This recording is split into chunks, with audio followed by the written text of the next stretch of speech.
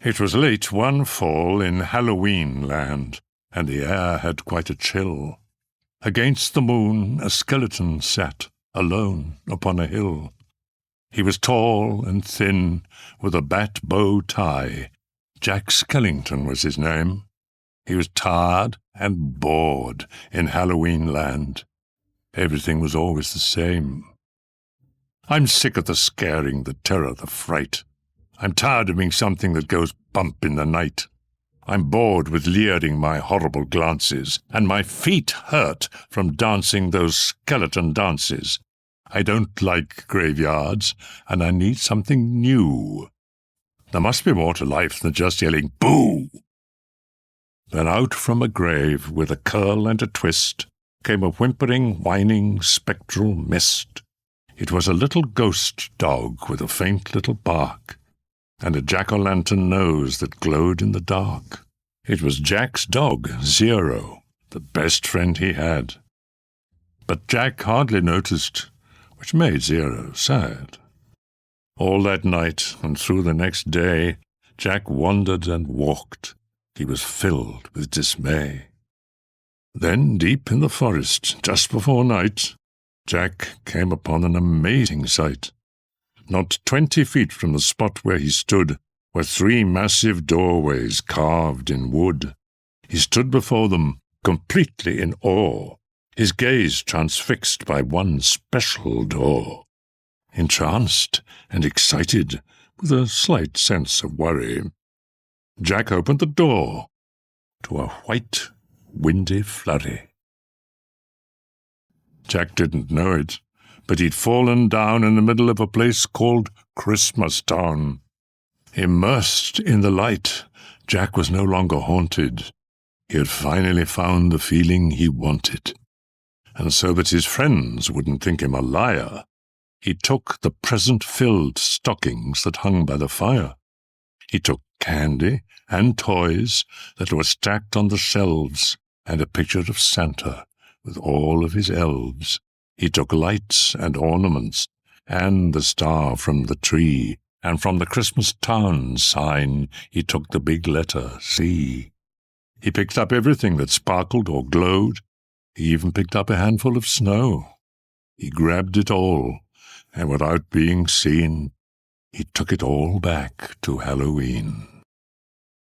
Back in Halloween, a group of Jack's peers stared in amazement at his Christmas souvenirs. For this wondrous vision, none were prepared. Most were excited, though a few were quite scared.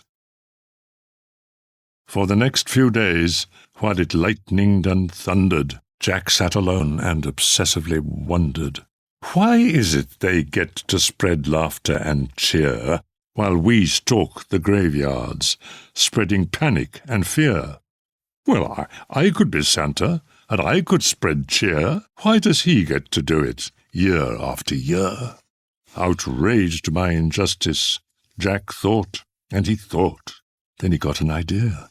Yes, why not? In Christmas Town, Santa was making some toys, when through the din he heard a soft noise. He answered the door, and to his surprise, he saw weird little creatures in strange disguise. They were altogether ugly and rather petite. As they opened their sacks, they yelled, "Trick or treat!"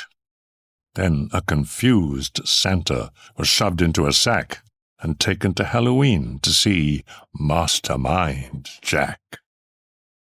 In Halloween, everyone gathered once more, for they'd never seen a Santa before. And as they cautiously gazed at this strange old man, Jack related to Santa his masterful plan. "My dear Mr. Claus, I think it's a crime that you've got to be Santa all the time. But now I will give presents, and I will spread cheer. We're changing places. I'm Santa this year. It is I who'll say, 'Merry Christmas' to you. So you may lie in my coffin, creak doors, and yell, 'Boo!' And please, Mr. Claus, don't think ill of my plan, for I'll do the best Santa job that I can. And though Jack and his friends thought they'd do a good job, their idea of Christmas was still quite macabre. They were packed up and ready on Christmas Eve day when Jack hitched his reindeer to his sleek coffin sleigh. But on Christmas Eve, as they were about to begin, a Halloween fog slowly rolled in. Jack said, "We can't leave. This fog's just too thick. There will be no Christmas, and I can't be St. Nick." Then a small glowing light pierced through the fog. What could it be? It was Zero, Jack's dog.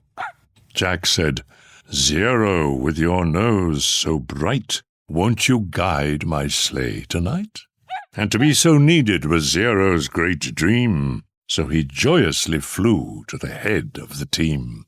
And as the skeletal sleigh started its ghostly flight, Jack cackled, "Merry Christmas to all, and to all a good night." It was the nightmare before Christmas, and all through the house not a creature was peaceful, not even a mouse.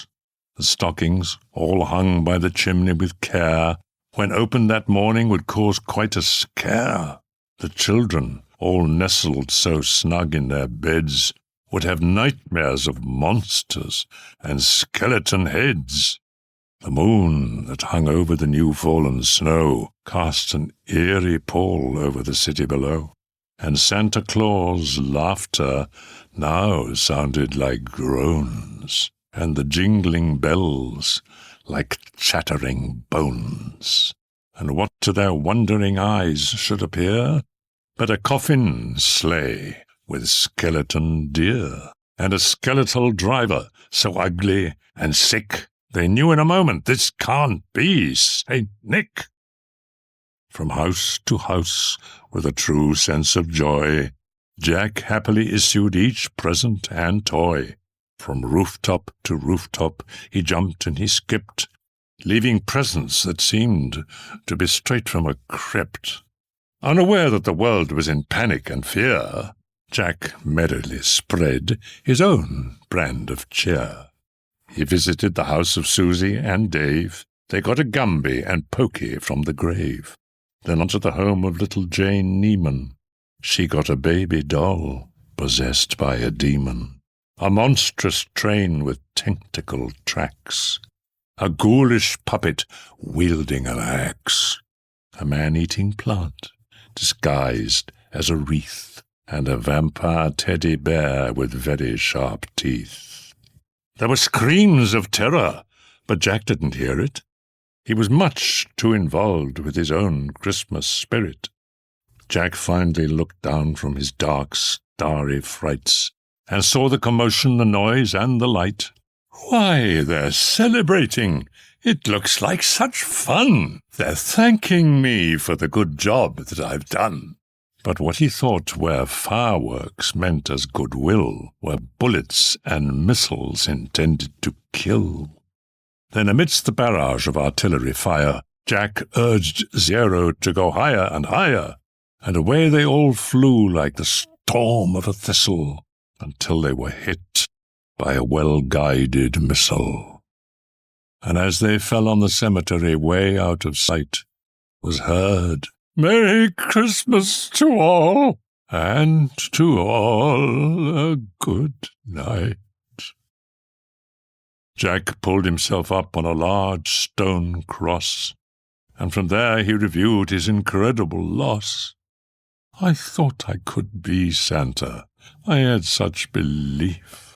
Jack was confused and filled with great grief. Not knowing where to turn, he looked toward the sky. Then he slumped on the grave and he started to cry. And as Zero and Jack lay crumpled on the ground, they suddenly heard a familiar sound. "My dear Jack," said Santa, "I applaud your intent. I know wreaking such havoc was not what you meant, and so you are sad and feeling quite blue. But taking over Christmas was the wrong thing to do. I hope you realize Halloween's the right place for you." There's a lot more, Jack, that I'd like to say, but now I must hurry, for it's almost Christmas Day." Then he jumped in his sleigh, and with a wink of an eye he said, "Merry Christmas!" and he bid them goodbye. Back home, Jack was sad, but then, like a dream, Santa brought Christmas to the land of Halloween.